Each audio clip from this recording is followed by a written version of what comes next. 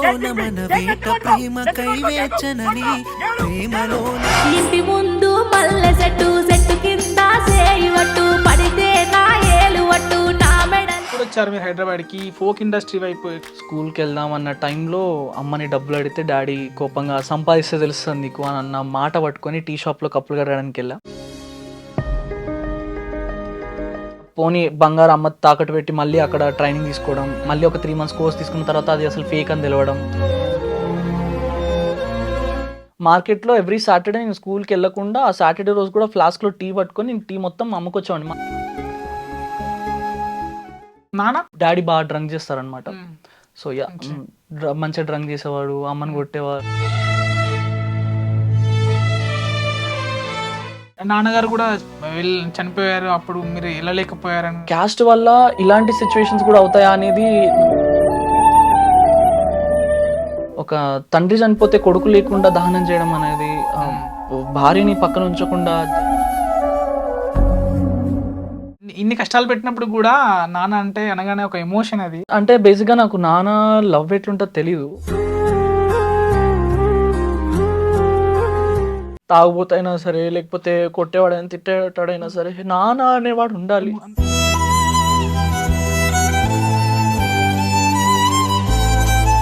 అంటే ఇంత కష్టపడి ఈ స్థాయికి వచ్చాం కదా, మనము అంటే పని చేసిన స్థలం కానీ అవి గుర్తుకొచ్చినప్పుడు కృష్ణానగర్లో కారు కొన్న తర్వాత మీరు నమ్మరు, కృష్ణానగర్లో ఎక్కడైతే నేను చెప్పులు లేకుండా, షూస్ లేకుండా చెప్పులు వేసుకొని తిరిగిన ప్లేసెస్ ఏవేవైతే ఉన్నాయో, గడ్డ కింద. ఏం చదువుకున్నారు మీరు? నేను 4th class చదువుకున్నాను. వీటితో పాటు అంటే స్లాంగే కాకుండా మీకు లాంగ్వేజ్ కూడా బెంగాలీ. హాస్పిటల్లో పనిచేస్తున్నప్పుడు వాళ్ళ డాడీకి బాగాలేదని అడ్మిట్ అయ్యారు. అడ్మిట్ అయినప్పుడు ఆ పేషెంట్ని నేను డైపర్ చేంజ్ చేస్తున్నాను అనమాట. డీలో కూడా మీరు చేశారంట, అసలు అది ఎలా వచ్చింది? డీకి పరిచయం కాకముందు నుంచి నాకు చైతన్య మాస్టర్ తెలుసు. ఆయనకు 19 సంవత్సరాలు ఉన్నప్పటి నుంచి నాకు పరిచయం. ఒంటరిగా ఉన్నప్పుడు కార్తిక్ రెడ్డి ఏం ఆలోచిస్తాడు? నాన్న ఎందుకు లేడు, మా మమ్మీ ఎందుకు లవ్ మ్యారేజ్ చేసుకుంది.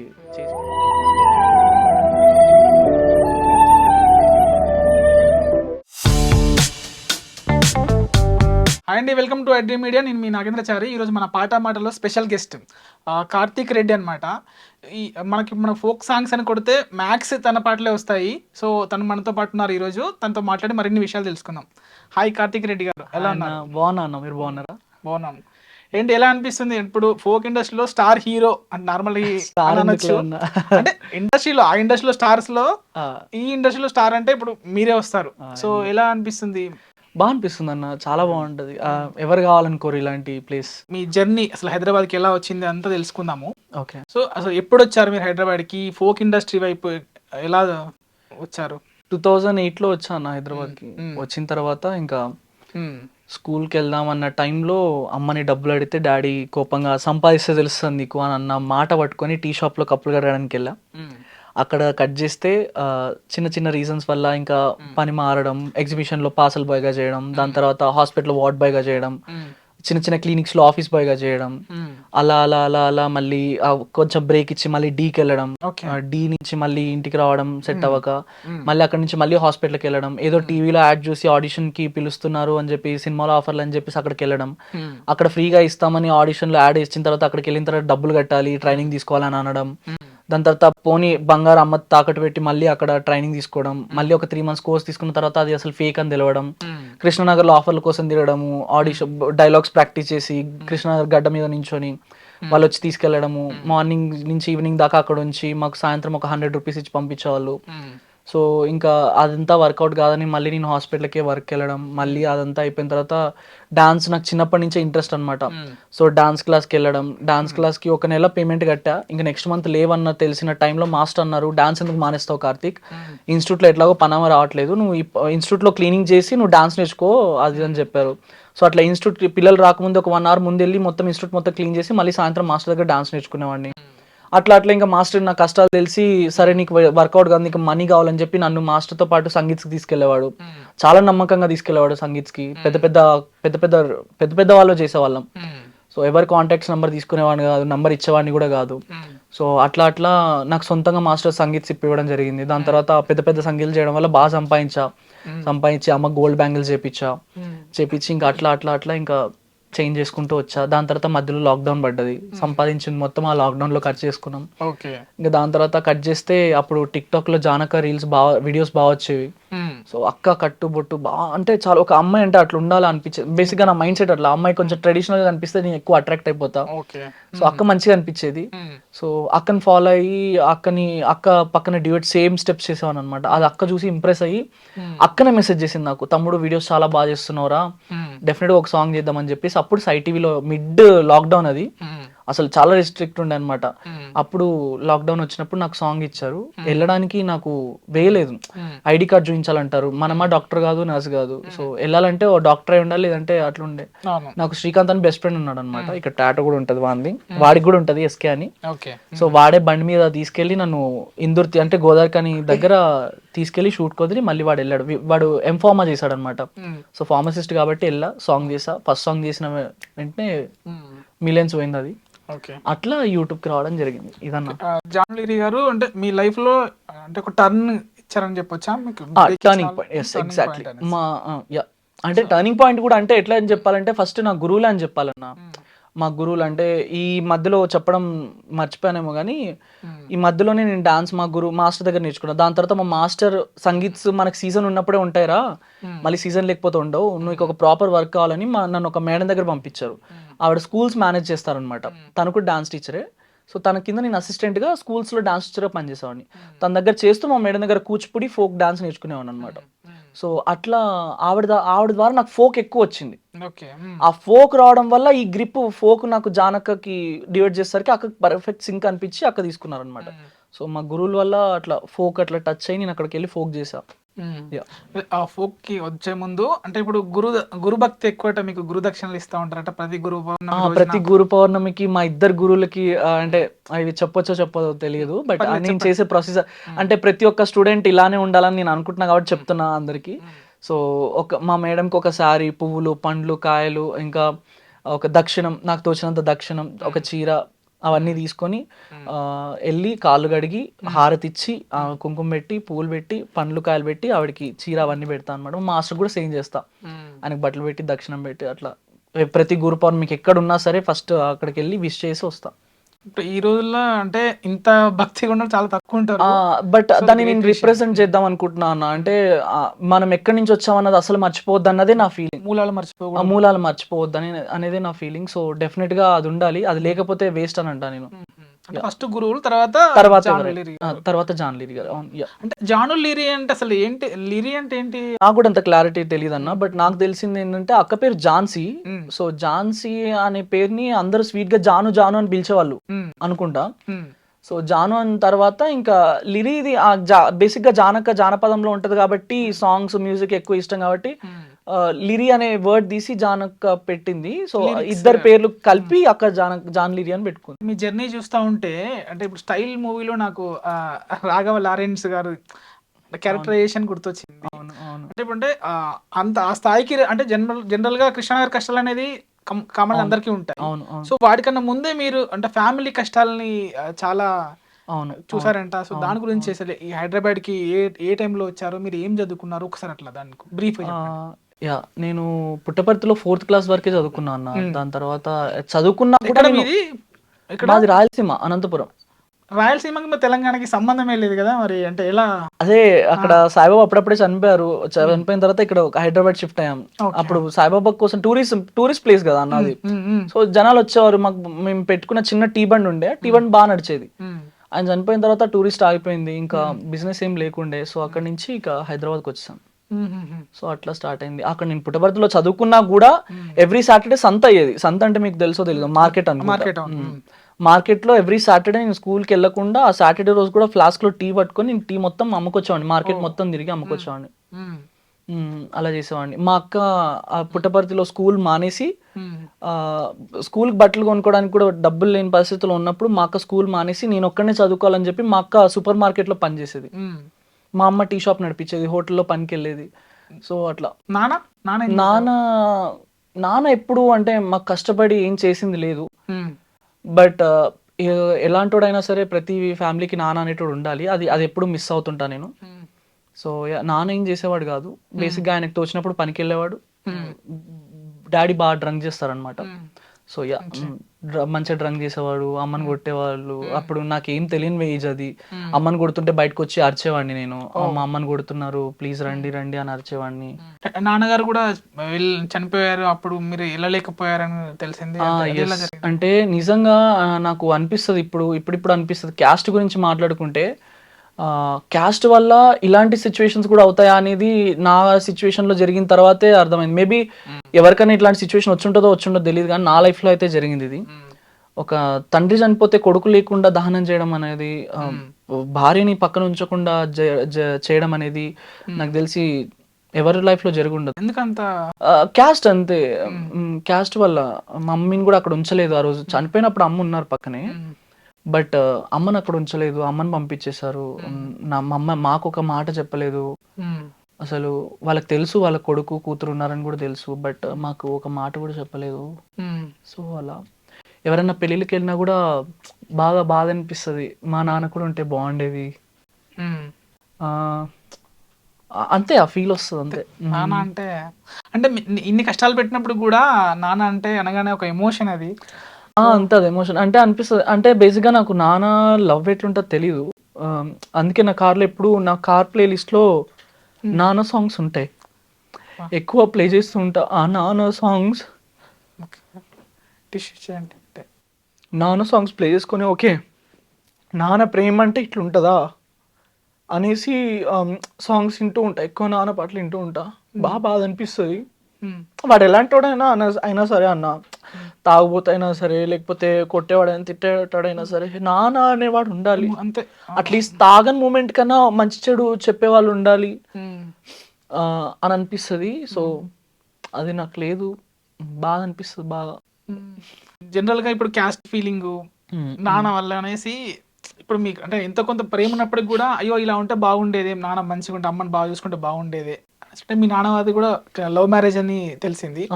సో అదే లవ్ మ్యారేజ్ మీ ఫ్యామిలీ కూడా, మీ అక్క కూడా లవ్ మ్యారేజ్ అయిందంట. సో అటువంటిప్పుడు మీరు కూడా దాన్ని అపోజ్ చేశారు అనేసి, అసలు దాన్ని ఎలా మీరు తీసుకుంటారు ఇప్పుడు? అంటే ఇప్పుడు ఏదో మా అమ్మకి అయిందని చెప్పేసి అందరూ అలా ఉండరు. సో అలానే యాక్సెప్ట్ చేసాము. సో అక్క లైఫ్ కూడా కొంచెం she's very good now, but తను కూడా ఇప్పటికీ స్టిల్ షీ స్ట్రగ్లింగ్ చేస్తుంది అనమాట. So I'm there, always there. నేనున్నా ఇప్పుడైతే తనకి నేనున్నా. సో నేను చూసుకుంటున్నా, మా బావ కూడా బాగా చూసుకుంటాడు మా అక్కని. సో అంతే. ఏం చదువుకున్నారు మీరు? నేను 4th క్లాస్ చదువుకున్నా అన్న. 4th క్లాస్ చదివేసి అక్కడికే ఆపేసా. ఇంకా దాని తర్వాత చదువుకోలేదు. ఇంకా దాని తర్వాత చెప్పాను కదా, నా జర్నీ మొత్తం అటు ఇటు వర్క్ చేయడం అటు ఇటే అయిపోయింది. ఇంకా నాన్న లేరు, అమ్మకి నేనే.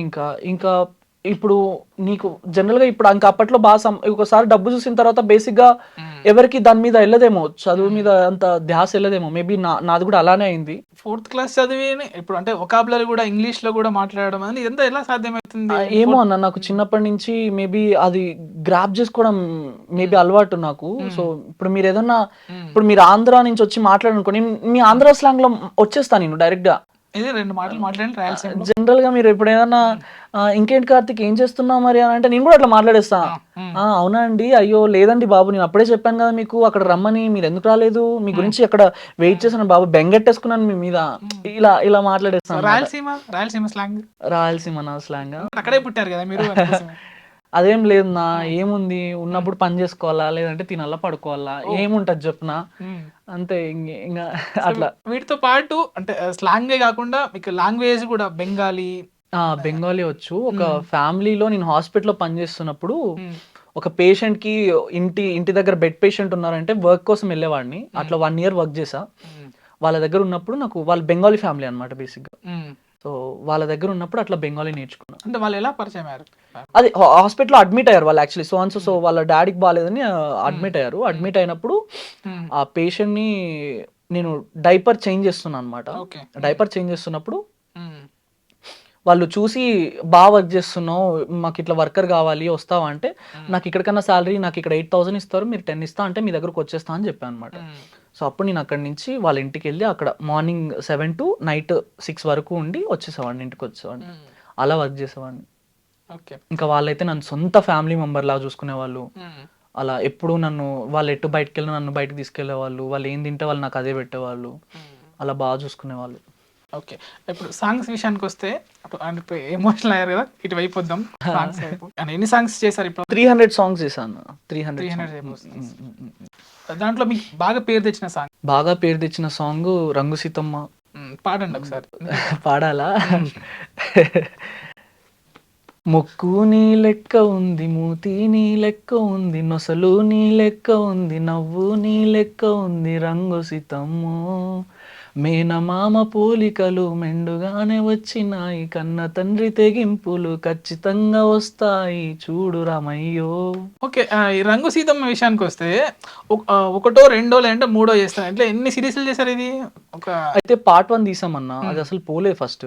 దాని తర్వాత ఒక 5-10 మిలియన్స్ పోయిన తర్వాత సరే వై నాట్ పార్ట్ 2 అని చెప్పేసి పార్ట్ 2 తీసాం. ఇంకా పార్ట్ 2 రీచ్ మామూలుగా లేదన్నా. అది జనరల్ గా షూట్ అప్పుడు ఒక చిన్న క్లిప్ పెడితేనే వైరల్ అయిపోయింది అది. ఇంకా ముక్కు నీ లెక్క ఉందా లిరిక్స్ తీసుకుని, అది నాగం పరశురామ్ అని రాశారు పాట, అది డైరెక్షన్ కూడా ఆయనే చేశారు. సో ఇంకా పార్ట్ 2 చేసిన తర్వాత అది ఇంకా జనాలు బాగా రీచ్ అయింది. ఇంకా జనాలు ఇంత సపోర్ట్ చేస్తున్నప్పుడు వై నాట్ 3 అని చెప్పేసి మళ్ళీ 3 చేసాం. మళ్ళీ 4 వచ్చేసి ఇంకా ఇన్ని సాంగ్స్ రాసాను, హిట్ ఇచ్చాను, నా ఛానల్లో రిలీజ్ చేసుకుంటా అంటే పరశురామ్ అన్నకి పార్ట్ 4 ఇచ్చారు. ఇంకా పార్ట్ 5, పార్ట్ 6, పార్ట్ 7 రంగు లడ్డు మ్యూజిక్ లో రిలీజ్ చేశారు అనమాట. స్ట్రగ్లింగ్స్ అవుతూనే ఈ ఫోక్ లోకి వచ్చారు. ఫోక్ లోకి వచ్చినాక కూడా మనకు సర్టెన్ ఫేమ్ వచ్చేంత వరకు కూడా అక్కడ కూడా స్ట్రగుల్స్ ఉంటాయి, అంటే అవమానాలు. అవునవును. సో అటువంటివి ఫేస్ చేసిన ఏమైనా ఉన్నాయా? చేశాను అన్న. స్టార్టింగ్ లో అయితే అసలు జానక పిలిచినప్పుడు జానక వాళ్ళు చాలా బాగా రిసీవ్ చేసుకున్నారు. మాట్లాడే విధానం కావచ్చు, నన్ను చూసే విధానం కావచ్చు, రెస్పెక్ట్ చాలా బాగా చూసుకున్నారు. బట్ తన తర్వాత నాకు ఫర్దర్ గా సాంగ్స్ వచ్చేవి. ఆ సాంగ్స్కి వెళ్ళినప్పుడు హీరోయిన్స్ ఒకలాగా ట్రీట్ చేయడం, నన్ను ఒకలాగా ట్రీట్ చేయడం, మేబీ స్ట్రగుల్స్ అందరికీ ఉంటాయేమో, బట్ నాకు కూడా ఉండే. చాలా చిల్లరగా మాట్లాడడము, చీప్ గా మాట్లాడడము, రా అనడము, నేను వాళ్ళని సార్ సార్ అనే పిలిచేవాడిని. సో అట్లా ఒకసారి ఒక స్టూడియోలో జగిత్యాల షూట్కి పిలిచి నేను నైట్ 1 o'clock దిగా, అది మధ్యాహ్నం తీసుకున్నారేమో తెలియదు, పాచిపోయిన ఫుడ్ పెట్టారు, తిన్నా. అయినా కుక్కలు పడుకునే ప్లేస్, జిమ్ ఎక్విప్మెంట్స్ ఉన్నాయి, నాకు ఇప్పటికీ గుర్తుంది. వాళ్ళు బెడ్ మీద పడుకున్నాను, అక్కడ చాపేసుకొని పడుకోమన్నారు. మేబీ అక్కడ ప్లేస్ లేదని కూడా కాదు, అక్కడ ఇద్దరికి ప్లేస్ తర్వాత కూడా ఇంకిద్దరు పడుకోవచ్చు, అక్కడ పడుకోబెట్టారు, అక్కడ పడుకున్నా. అండ్ షూట్ అంతా అయిపోయిన తర్వాత నేను ధోతి, కండువా, షర్ట్తో ఉన్నా. అన్న డ్రెస్ చేంజ్ చేసుకుంటా అంటే, అన్న నీకేం బాబు, నువ్వు మోగన్ పిల్ల, ఎట్లా అయినా నడుస్తుంది పో అని అన్నారు. ఎందుకు అట్లా? అంటే జస్ట్ డ్రెస్ చేంజ్ చేసుకుని కూడా వాళ్ళు ఆడ వాష్రూమ్, బస్ స్టాండ్ లో వాష్రూమ్లు ఉంటాయి, ఆడ చేంజ్ చేసుకోపోని అన్నారు. ప్రొడ్యూసర్ వాళ్ళే? ప్రొడ్యూసర్ వాళ్ళే. నేను అమ్మాయిని కాదు, బట్ స్టిల్ ఉంటది కదా అని చెప్పేసి సరే అని చెప్పేసి ఇంకా అక్కడ తల దించుకుంటే కళ్ళలో నీళ్ళు ఇట్లా కారుతున్నాయి. కనీసం బస్ స్టాండ్ వరకు కూడా డ్రాప్ చేయలేదు. అక్కడ నుంచి 1 kilometer ఏమో బస్ స్టాండ్ ఉండే, నడుచుకుంటూనే వెళ్ళా, బ్యాగ్ వేసుకుని నడుచుకుంటూ వెళ్ళినా. అదే బట్టలతో అట్లనే కూర్చున్నా, బస్సులో కూర్చొని ఇంకా ఆ రోజంతా ఆలోచిస్తూ ఉన్నా, ఉండాలా వద్దా ఫీల్డ్లో, అదే వెళ్ళి పని చేసుకుందాం అన్నట్టుండే. బట్ మళ్ళీ నెక్స్ట్ డే మార్నింగ్ లేదు ఏదో అయిందని మనం ఎందుకు డ్రాప్ అవుట్ అవ్వడం, లెట్స్ డూ ఇట్ అని చెప్పేసి మళ్ళీ ఇంకా కంటిన్యూ చేసాం. ఓకే. అంటే ఇప్పుడు ఒక ఫేమ్ రావడం కూడా ఇబ్బందే అనేసి విన్నాను. అంటే అన్న నేనేమనుకుంటా అంటే, మేబీ ఇవన్నీ వచ్చాయని చెప్పేసి నేను ఆపేస్తే మేబీ ఇక్కడ ఉండేవాడిని కాదేమో. ఆ కష్టాన్ని ఇంకా ఇష్టంగా చేసిన కావచ్చు మేబీ. అందుకే దేవుడు అంటారు కదా, కష్టం పడ్డోడికే ఫలితం ఉంటుంది అన్న. మేబీ కొంతమంది అంటారు నేను ఎంత చేస్తున్నా అవ్వట్లేదు అంటే, ఇట్స్ జస్ట్ దట్ నువ్వు లవ్ చేయట్లేదు ఆ వర్క్ అంతే. నువ్వు లవ్ చేసి చూడు ఆ వర్క్, నువ్వు చేసే వర్క్ లవ్ చేసి చూడు, నువ్వు ఎక్కడైనా ఉంటావు అనేది నేను నమ్ముతా. మేబీ అది నమ్మినా కాబట్టి. అంటే ఇప్పుడు అంటే జనరల్గా అందరూ ఫేమ్ వచ్చినాక అంటే మనకి ఒక లగ్జరీ కోసం కారు కొనుక్కుంటారు. అవును. కానీ మీరు కారు కొనుక్కోవడానికి రీజన్ ఏం చెప్పారంటే, అంటే అందరు గుర్తుపెట్టేస్తున్నారు, అంటే ఇబ్బందిగా ఫీల్ అయిన బస్సులో కూడా అందరు నా ప్లే చేస్తున్నారు అన్నట్ల ఇబ్బంది ఫీల్ అయ్యి కారు కొనుక్కున్నాను అనేసి.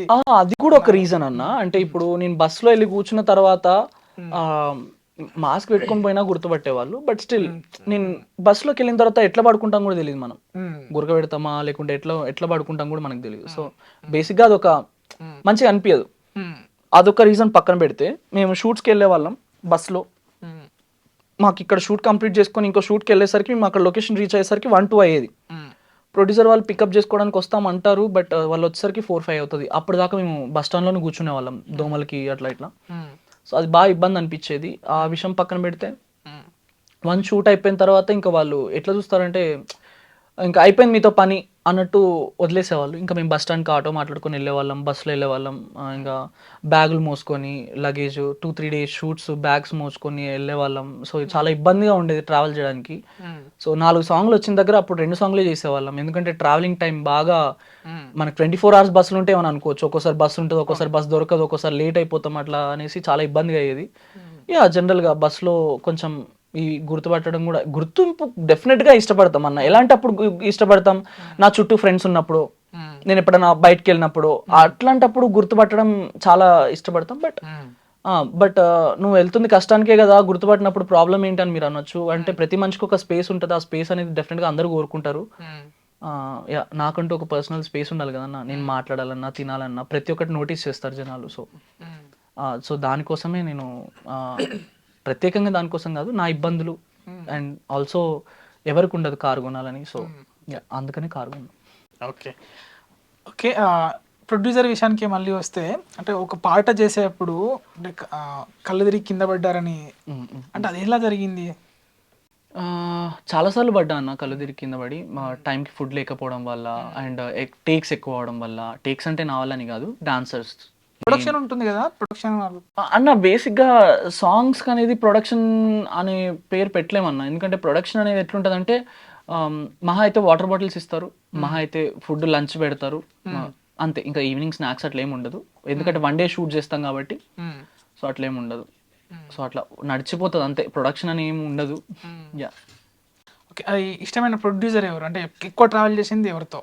ఎక్కువ ట్రావెల్ చేసింది వివాన్ అన్న అండ్ మల్లికార్జున అన్న నాకు 2 lakhs అడ్వాన్స్ ఇచ్చారు సాంగ్స్ కోసం అని. కారు కూడా గిఫ్ట్ ఇచ్చింది ఇది అందరికి చాలా రాంగ్ గా కన్వే అవుతుంది అన్న. అయితే అన్న నాకు అమౌంట్ ఇవ్వడం నిజమే, 2.5 lakhs నాకు చేతికి ఇచ్చారు, అడ్వాన్స్ ఇచ్చారు నాకు. 20 songs నువ్వు నా ఛానల్లో చేయాలి కార్తిక్ అని చెప్పి నాకు అడ్వాన్స్ ఇచ్చారు. ఆ అడ్వాన్స్ ని గిఫ్ట్ గా ఇచ్చారు. 20 songs నువ్వు నా ఛానల్లో చేయాలి కార్తిక్, దానికి అమౌంట్ నేను ముందే ఇస్తున్నా అని చెప్పేసి నాకు 2.5 lakhs చేతికి ఇవ్వడం జరిగింది. సో ఇప్పటికీ చేస్తున్నా. అదే ఛానల్లో రావే రావే సిలకమ్మ, రావే రావే సిలకమ్మ, రంది పెట్టుకున్నా నీ బావని చూడమ్మా అనే సాంగ్ చేసాము. ఆ సాంగ్స్ అరౌండ్ 3.5 lakhs దాకా బడ్జెట్ పెట్టి చేశాడు అన్న. సో ఈ 2nd కి ఫుల్ సాంగ్ రిలీజ్ అవుతుంది. సో అన్నది అట్లా. సో అది క్లారిటీ ఇస్తున్నా అందరికి. ఓకే, మళ్ళీ ఇప్పుడు ఫీమేల్ లీడ్కి మేల్ లీడ్కి అంటే ఎట్లుంటుంది ట్రీట్మెంట్? అంటే జనరల్ ముందుగా ఎవరితో ఎక్కువ చేశారు మీరు?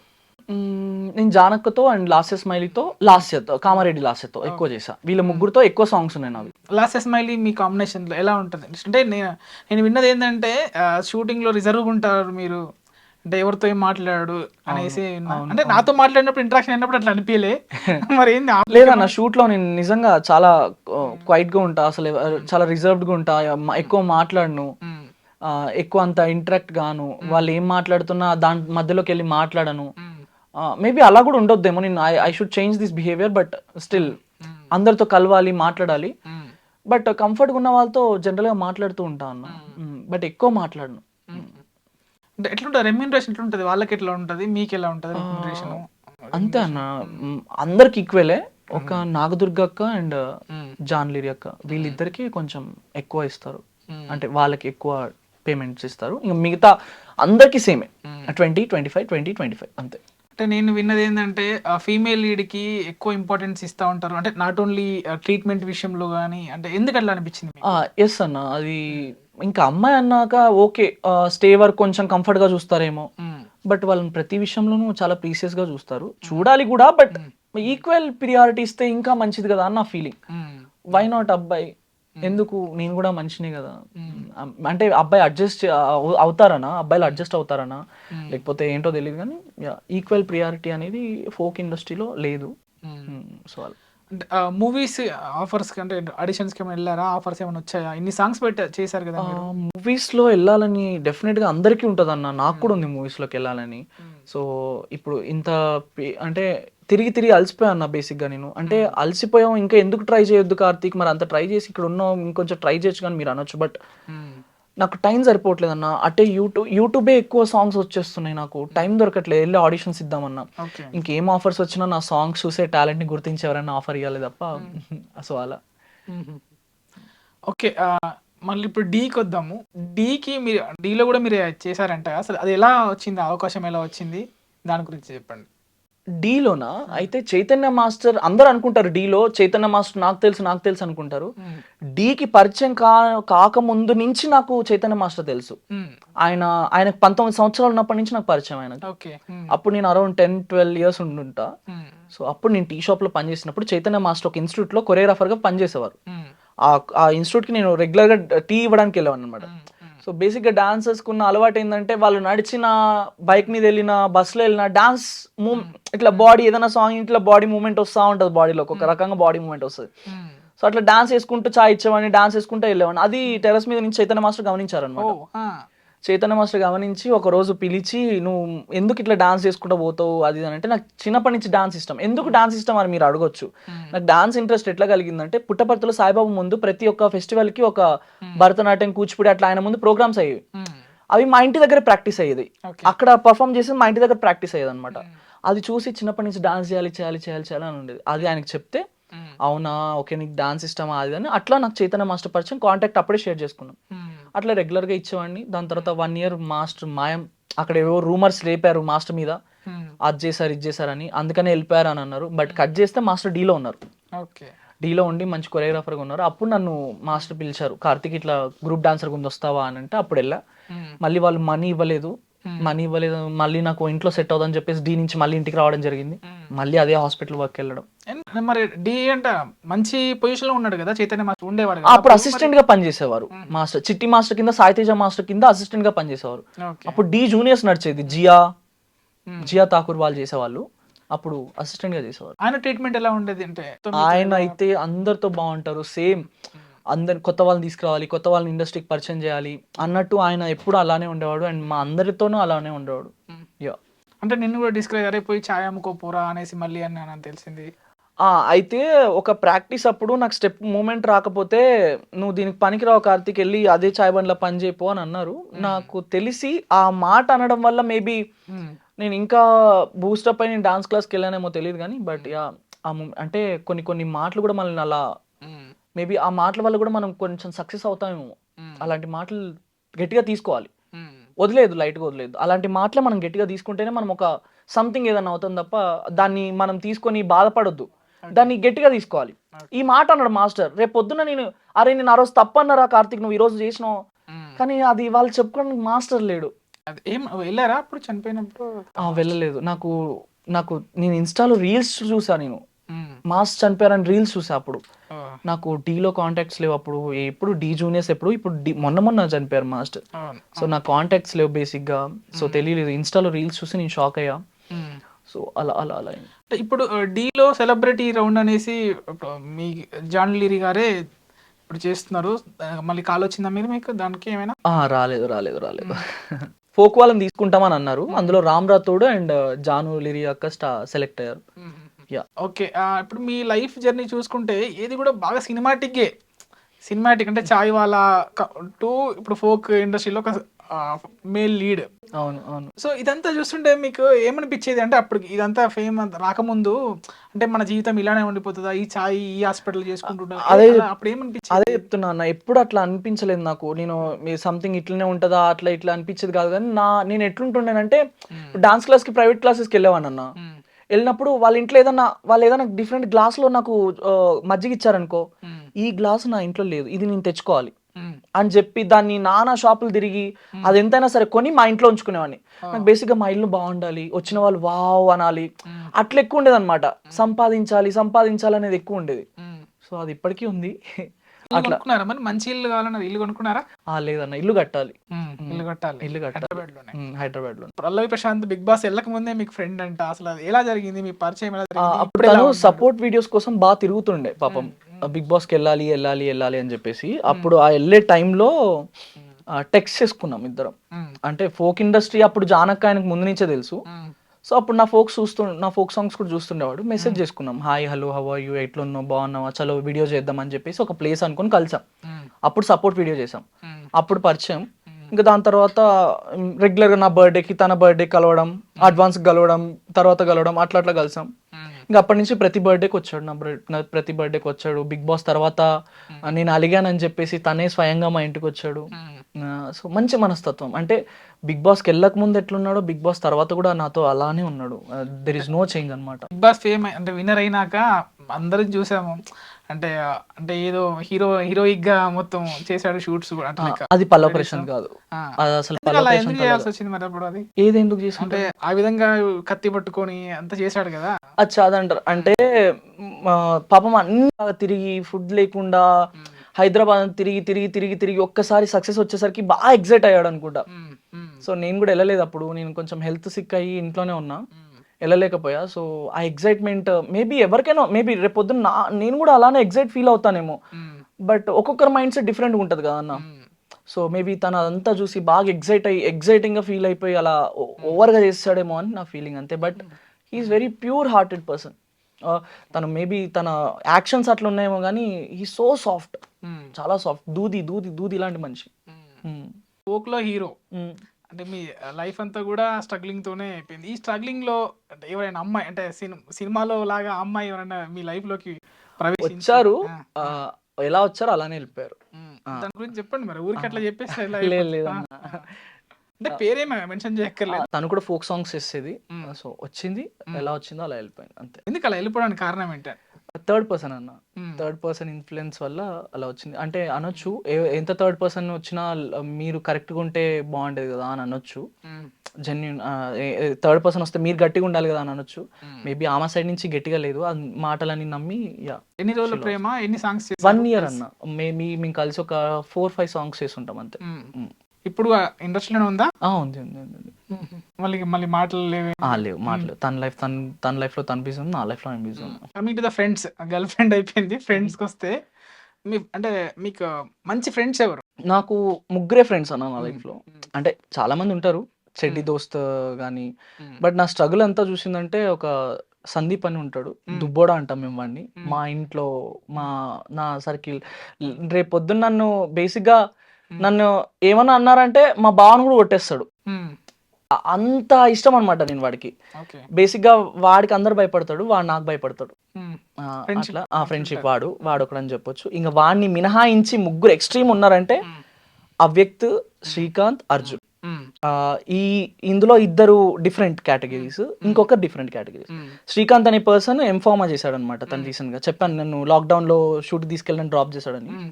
సో తను నాకు స్కూల్ ద్వారా పరిచయం, నేను స్కూల్లో డాన్స్ టీచర్గా పనిచేస్తున్నప్పుడు. అలాగే నాకు అవ్యక్త్ అనే పర్సన్ సుబ్బలక్ష్మిగా మారాడు రీసెంట్ గా. అంటే మీరు అడగొచ్చు, ఏంటి సుబ్బలక్ష్మి ఏంటి కార్తిక్, అవ్యక్త్ గర్ల్ ఫ్రెండ్ ఇంకా.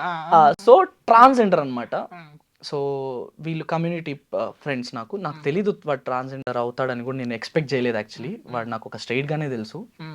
సో రీసెంట్గానే తెలిసింది వాడు ట్రాన్స్జెండర్ అని. సో సుబ్బలక్ష్మి అనే ఒక friend, and Arjun and Srikanth, వీళ్ళు నాకు బెస్ట్ ఫ్రెండ్స్. ఇందులో నాకు బాగా సపోర్ట్, ఫైనాన్షియల్ సపోర్ట్ అయినా లేకుంటే మెంటల్ సపోర్ట్ అయినా ప్రతి ఒక్కటి వాళ్ళే. ఇంకా నాకు ఏదైనా వచ్చినా వాళ్ళకే కాల్ చేస్తా.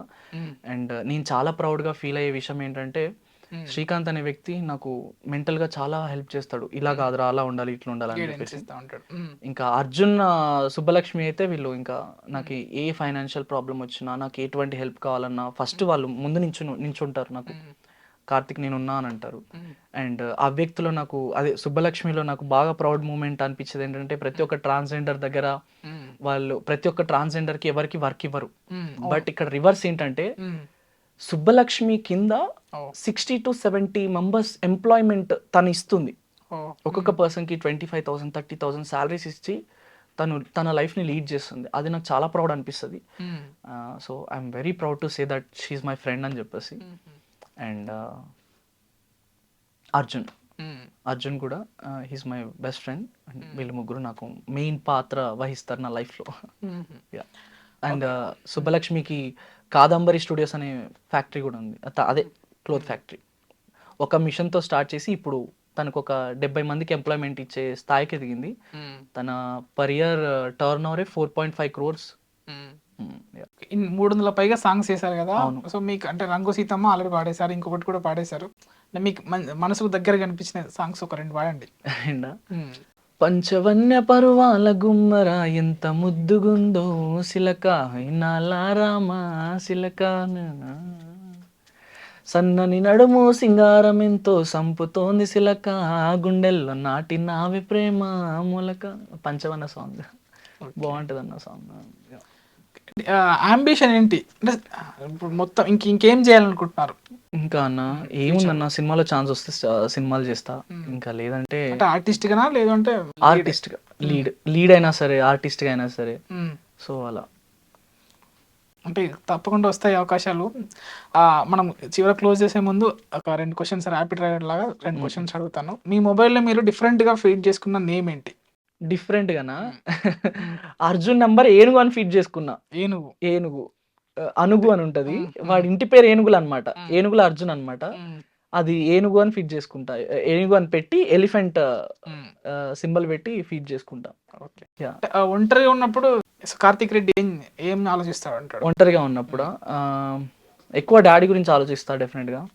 నాన్న ఎందుకు లేడు, మా మమ్మీ ఎందుకు లవ్ మ్యారేజ్ చేసుకుంది, ఒక మంచి ఫ్యామిలీ యాక్సెప్టెన్సీ ఉన్న వాళ్ళని చేసుకుండాల్సింది, అంత చిన్న ఏజ్ లో మా అమ్మ పెళ్లి చేసుకుని తప్పు చేసిందా అని ఆలోచిస్తుంటా. లేకపోతే మా నాన్న చనిపోయిన తర్వాత ఇవాళ రేపు మీరు జనరేషన్ చూసుకుంటే పెళ్ళైన తర్వాత పిల్లల్ని వదిలేసి ఇంకొక లైఫ్, పిల్లల్ని ఎక్కడంటే అక్కడ వదిలేసి ఇంకో లైఫ్ కోసం వెతుకుతూ ఉంటారు. బట్ ఆ విషయంలో నేను చాలా ప్రౌడ్గా ఫీల్ అవుతా. మా అమ్మ అలా ఎప్పుడు చేయలేదు నా లైఫ్లో. మా డాడీ వెళ్ళిపోయిన తర్వాత కూడా మమ్మల్ని దగ్గర తీసుకొని తను హోటల్లో పని చేసుకుంటూ మమ్మల్ని పెంచింది. అండ్ ఆ విషయానికి వస్తే నాకు మా అమ్మ విషయంలో చాలా హ్యాపీ అనిపిస్తుంది. అంటే దేవుడు అన్నీ పోగొడతాడు, బట్ ఒక మంచి పాయింట్ ఉంచుతాడు మన లైఫ్లో, అది మా అమ్మ అని చెప్పొచ్చు. సో ఆ విషయానికి ఈ విషయం ఎక్కువ ఆలోచిస్తూ ఉంటా. ఫస్ట్ ఇవన్నీ ఆలోచిస్తా, ఎందుకు మా అమ్మ పెళ్లి చేసుకుంది, మా నాన్న ఎందుకు లేడు, నాకు మా నాన్న సైడ్ బంధువులు ఎందుకు లేరు, అది ఆలోచిస్తా. దాని తర్వాత మా అమ్మ మంచి అమ్మని ఇచ్చాడు నాకు అని అనిపిస్తుంది. సో అంటే మీ నాన్న సైడ్ బంధువులు లేరు, ఎందుకు లేరు అని అంటే ఇప్పుడు అనంతపురం లైక్ అక్కడ డాడీ వాళ్ళది బనగానపల్లి, అమ్మ వాళ్ళది అనంతపురం. సో అంటే బనగానపల్లికి అంటే కాల్స్ వచ్చాయా అంటే మా ఊరు అబ్బాయి ఇంత ఎదిగాడు అనేసి? లేదు, మీ బంధువులు, మీ నాన్న సైడ్ వాళ్ళ బంధువుల తరపున అసలు మా నాన్న సైడ్ బంధువులు ఎవరు మాకు కాంటాక్ట్ లో లేరు. అసలు మాకు తెలీదు వాళ్ళు ఎక్కడ ఉంటారో కూడా తెలియదు. ఒకవేళ తెలిసి చూస్తే ఇంటర్వ్యూ ద్వారా చూస్తారేమో. నా పేరు అంబటి కార్తిక్ రెడ్డి, మా నాన్న పేరు అంబటి శ్రీనివాస్ రెడ్డి. ఒకవేళ మా డాడీ సైడ్ బంధువులు చూస్తే రీచ్ మీ అవుట్. తప్పకుండా. ఓకే, అంటే ఇప్పుడు మీ లైఫ్ జర్నీ కూడా చాలా ఇన్స్పిరేషన్ గా ఉంది, ప్రతిదీ కూడా సినిమాటిక్ గానే ఉంది, ఇంతకుముందు కూడా చెప్పాను. సో ఈ మీరు అప్కమింగ్ వచ్చే వాళ్ళకి, ఇన్ని స్ట్రగుల్స్ పడే వాళ్ళకి మీరు ఏం చెప్తారు? స్ట్రగుల్స్ అనేది పడాలన్నా, పడితేనే దాని వాల్యూ తెలుస్తుంది. ఇప్పుడు నాకు అనిపిస్తుంది ఒక సాంగ్ వచ్చి ఇట్లా చేయి ద్వారా వెళ్ళిపోతే నాకు చాలా బాధేస్తుంది. అంటే ఇంకో సాంగ్ వచ్చి ఈ సాంగ్ పోయిందిరా, ఇంకో సాంగ్ వస్తుందిలే అన్న మూడ్లో ఉండను నేను. ఇప్పుడు నెక్స్ట్ సాంగ్ ఎట్లా సంపాదించాలి, నేను నెక్స్ట్ సాంగ్లో ఇంకెంత హార్డ్ వర్క్ చేయాలి అనేది ఎక్కువ ఆలోచిస్తుంటా. మేబీ నేను ఇన్ని స్ట్రగుల్స్ పడ్డా కాబట్టి ఇంకోటి అన్న, మనము ఏ ఫీల్డ్లో అయినా సరే డిసిప్లైన్ ఉండాలన్నా. అంటే ఎదుటి మనిషితో మనం మంచిగా మాట్లాడాలి, మంచిగా కూర్చోవాలి. నీ కూర్చునే పద్ధతి కానీ, నువ్వు మాట్లాడే విధానం కానీ. మేబీ నేను ఒక బెంగాలీ ఫ్యామిలీ నుంచి కొంచెం నేర్చుకున్నా. నేను చేసిన క్లినిక్లో ఆఫీస్ బాయ్గా చేశా. సో ఆఫీస్ బాయ్గా చేసినప్పుడు నువ్వు ఎంట్రన్స్ పెద్దవాళ్ళు వస్తున్నప్పుడు నువ్వు సైడ్కి జరగాలి, చైర్లు వేయాలి, తుడవాలి, రెస్పెక్ట్ఫుల్గా సార్ అని మాట్లాడాలి. అండ్ హాస్పిటల్లో ఉన్నప్పుడు డాక్టర్స్తో మనం ఎట్లా బిహేవ్ చేయాలి, చాయ్ బండ్లో పని చేసినప్పుడు చాయ్ ఇచ్చినప్పుడు వంగియాలి. అంటే బేసిక్గా నువ్వు డిసిప్లైన్గా బెండ్ అయ్యి ఇవ్వాలి.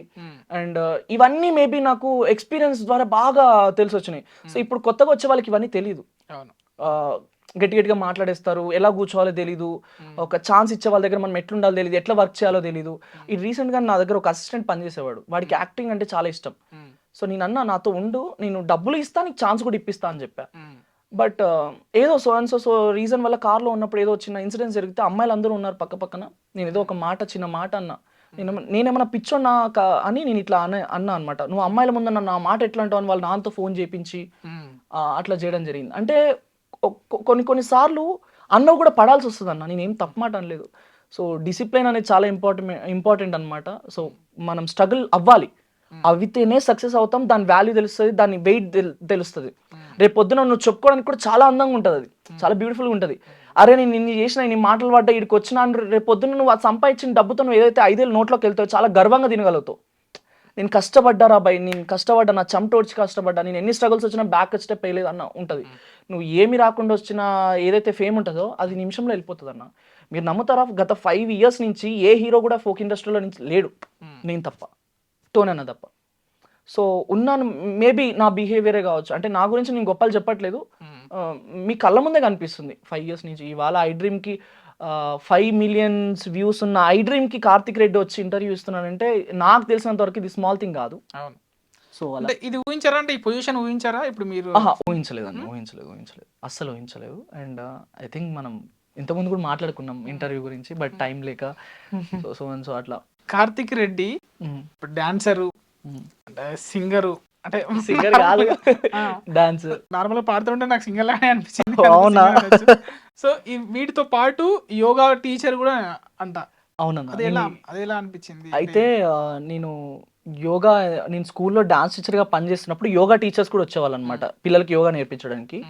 అక్కడ ఒక ఆవిడ పరిచయం అయ్యి, కార్తిక్ నువ్వు యోగా జాయిన్ అవ్వు, నీకు చాలా మంచిగా ఉంటుంది, నువ్వు యోగా క్లాసెస్ కూడా చెప్పుకోవచ్చు డాన్స్ లేనప్పుడు అని అంటే సరే అని యోగా క్లాస్కి ట్రైనింగ్ కోసం వెళ్ళా.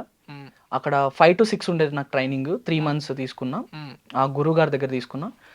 5 to 6 చేసుకుని అక్కడి నుంచి నేను ఒక విల్లాస్కి వచ్చి అక్కడ యోగా నేర్పించి మళ్ళీ అక్కడి నుంచి ఇంటికి వెళ్ళి ఫ్రెష్ అప్ అయ్యి క్యారేజ్ కట్టుకొని మళ్ళీ స్కూల్కి వెళ్ళేవాడిని. స్కూల్కి వెళ్ళి స్కూల్లో డాన్స్ చెప్పేసి మళ్ళీ ఇంటికి వచ్చి ఫ్రెష్ అప్ అయ్యి ఈవినింగ్ పిల్లలకి డాన్స్ నేర్పించడానికి వెళ్ళేవాడిని. అది అయిపోయిన తర్వాత మళ్ళీ సంగీత్ ప్రాక్టీస్కి వెళ్ళేవాడిని. అక్కడ పెళ్లి గ్రూమ్ వాళ్ళ ఇంట్లో వాళ్ళ ఫ్యామిలీకి డాన్స్ నేర్పించి మళ్ళీ బ్రైడ్ వాళ్ళ ఇంటికి వెళ్ళి బ్రైడ్ వాళ్ళకి డాన్స్ నేర్పించి ఇంటికి వచ్చేసరికి 2-1 అట్లా అయ్యేది. ఇంకా పడుకునే 2-3 hours పడుకునేవాడిని, మళ్ళీ లేచి మళ్ళీ యోగా అట్లా చేసేవాడిని. So I'm yoga teacher also. Okay. అంటే ఒక చాయ్ వాలాగా, అంటే ఇన్ని కష్టాలు స్ట్రగుల్స్ అయ్యారు, హాస్పిటల్లో పనిచేశారు, యోగా టీచర్గా, అంటే ఎంత మేనేజ్ చేసుకుంటూ, అంటే ఇంత కష్టపడి ఈ స్థాయికి వచ్చాం కదా, మనము అంటే పని చేసిన స్థలం కానీ అవి గుర్తుకొచ్చినప్పుడు కృష్ణానగర్లో మీకు చెప్పాలి అంటే నిజం చెప్పనా అన్న, అదొక సాటిస్ఫాక్షన్ అనిపిస్తుంది. ఎగ్జాంపుల్ మాట్లాడుకుంటే నేను కారు కొన్న తర్వాత మీరు నమ్మరు, కృష్ణానగర్లో ఎక్కడైతే నేను చెప్పులు లేకుండా, షూస్ లేకుండా చెప్పులు వేసుకొని తిరిగిన ప్లేసెస్ ఏవేవైతే ఉన్నాయో, గడ్డ కింద ఆ మేకప్ షాప్స్ అవన్నీ, ఆ బవార్చి ఇదంతా ఉందో, ఇక్కడెక్కడైతే తిరిగానో, కారు కొన్న 4th day నేను వచ్చి ఇదే ఏరియాలో 10 rounds వేసా అన్న. మీకు చెప్పలేనన్నా, నా కడుపు నిండిపోయింది. అంటే ఆ రోజు నేను లంచ్ చేయలేదు, బ్రేక్ఫాస్ట్ చేయలేదు, కానీ నాకు ఆకలి లేదు ఆ రోజు. సక్సెస్ మస్తు ఆ ఫీలింగ్ వేరన్నా. మీరు ఎప్పుడైనా ట్రై చేయండి, మీరు ఏమన్నా అట్లా ప్లేసెస్ ఉంటే మీరు ప్లీజ్ ట్రై చేయండి, మీరు చాలా హ్యాపీ ఫీల్ అవుతారు. నేనేనా పర్ మంత్ మనం ఈఎంఐ ఎట్లా కడుతున్నామో ఆ పక్కన పెడితే, కార్ కొనే స్టేజ్కి నువ్వు వెళ్ళినవురా కార్తిక్గా, నువ్వు ఇది చేసినావు అంటే నువ్వు ఇంకేదైనా చేస్తావు లైఫ్లో అనే కాన్ఫిడెన్స్ చిన్నప్పటి నుంచి ఉంది, కాన్ఫిడెన్స్. బట్ ఇంకా గట్టిగా అనిపించింది, మస్తు అనిపించింది, కడుపు నిండిపోయింది. అంటే కార్ ఇన్సిడెంట్ అంటే గుర్తొచ్చింది, అంటే ఒక ఇదే ఫోక్ సంబంధించిన ఒక టెక్నీషియన్ అనుకోరాదు, ఇంటర్వ్యూ కోసమే పిలిచాను, ఫస్ట్ ఇంటరాక్ట్ అవుదామని పిలిచాను, అంటే పేరు చెప్పడం. ఓకే. అయితే వచ్చి కూర్చున్నాడు, మాట్లాడుతుంటే అన్నా నేను ఇట్లా ఉన్నా అన్నా, కానీ నువ్వు గెస్ చేయలేవు కదా అని కట్ చేస్తే ఇన్నోవాలు వచ్చి అక్కడ పార్క్ చేసి వచ్చి కూర్చున్నాడు. గెస్ చేయలేవు కదా, అదే అన్న అంటే కష్టపడి, అంటే తను కూడా చాలా కష్టపడి వచ్చాడు. సో ఫోక్ ఇండస్ట్రీలో అంటే కష్టపడి, ఇదే not only folk, A industry అయినా కష్టపడి వస్తే సక్సెస్ నడుచుకుంటూ వస్తుంది మన వెనకాల. అవును. గెసెస్ ఉండవు నేను మాట్లాడిన విధానానికి అంటే నేను నిజంగా స్టన్ అయిపోయినా. అంటే ఎందుకు కారు విషయం అంటే ఒక వ్యక్తి అచీవ్మెంట్ అయినాక అది వేరే, ఇప్పుడు మీరు అన్నారు చూడు, ఆ ఎక్స్పీరియన్స్ చాలా వేరే. సో నెక్స్ట్ అదే మీ ఇప్పుడు ఎంత అసలు కృష్ణానగర్లో కారు అటు ఇటు తిప్పారు, అదే విధంగా మీ నాన్న వైపు వాళ్ళ గురించి, అంటే ఆ ఊర్లో అంటే మావాడు ఇంత సక్సెస్ అయ్యాడు అనేసి, అంటే కొంతమంది ఉంటారు కదా, వాళ్ళు ఎలా ఫీల్ అయ్యారు? నాన్న సైడ్ కాదు కానీ, నాన్న సైడ్ అసలు మాకు అసలు కాంటాక్ట్ లేదని, మా అమ్మ సైడ్ వాళ్ళు ఎప్పుడైనా వాళ్ళ ఆటోలో వెళ్తున్నప్పుడు నా సాంగ్స్ వచ్చినప్పుడు, అరే మా బొమ్మర్ది నా తమ్ముడు అని అంటే వాళ్ళు నమ్మేవాళ్ళు కాదంట. వాళ్ళు నాకు వీడియో కాల్ చేసి ఇదిగో నా బొమ్మర్ది చూడు అని చూయించి మరీ చెప్పేవాళ్ళంట. అట్లా కాల్ చేశారు చాలాసార్లు, నాకు కాల్స్ వచ్చాయి. అట్లా మస్తు అనిపించేది. అరే మస్తు ఆ ఫీలింగ్ వేర్లే అన్న. వర్త్ అనిపిస్తుంది, వర్త్ మావా వర్త్ అని అంటారుగా, అప్పుడు వర్త్ అనిపిస్తుంది నాకు. టైం వచ్చినప్పుడు ఏదైనా టైం వస్తేనే జరుగుతూ ఉంటాయి. Okay, thank you Karthik, thank you very much. Thank you, it was so nice, బాగా అనిపించింది.